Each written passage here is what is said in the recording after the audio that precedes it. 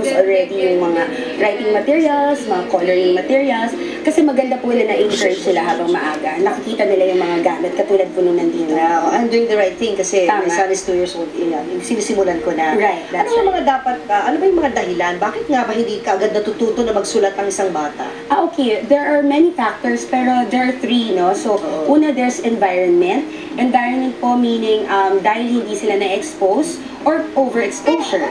Number 2, yung health din. For example, may disability ang mga bata, okay? And number 3 is yung kanilang psychological factors. So it can range from fear, pwedeng may fear na ganyan, pwede rin yung readiness. Oo, likas na mabagal matuto. Oo, mabagal din siya. Oo. So, ano mga activities ang dapat gawin para matuto at maingganyo magsulat ang mga bata?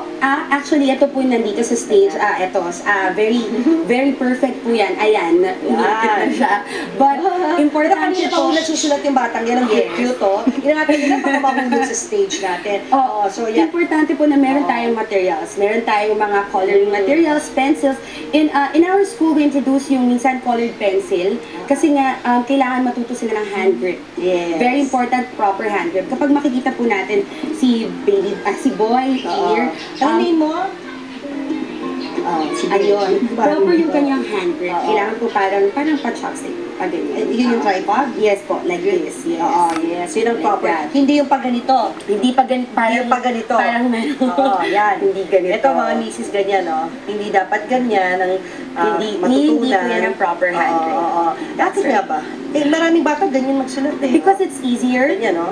To handle it, it's easier. But the proper hand grip's like this. Ayan, sige, yan. Ganyan. Naka-rest siya dito. Oo. Makakatulong po ba yung connect the dots para matutong magsulat yung mga bata? Very much so. Importante po yung may mga activities sila wherein na-i-improve yung kanilang hand-eye coordination.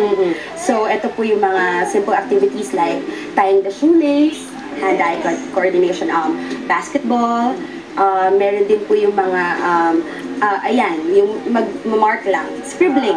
It's a good sign of free writing. Yes, bukod ho doon, bukod doon rin siya, sa nabanggit mo, yan, pag-organize sa mga bagay. Yes, yung building blocks, marami ding mga factors, games na pwede pang laruin, like puzzles, at saka yung pag-introduce ng mga coloring materials, yung nasabi ko na kanina. So yun, simpleng-simple lang po, di ba? Una, i-expose nyo ang inyong mga anak sa mga materials na pagsusulat o pagdodrawing. Kasi naman pag walang pencil, walang colored pencil, walang crayon, paano nga naman ba sila magsusulat? That's right. Diba? Kailangan may papel, ready. Hayaan na po natin kung may mga scratch paper po tayo sa opisina. Yung likod po nun, very important, uwi natin para masulat nila. Yung nagsusulat sa wall, sa pader.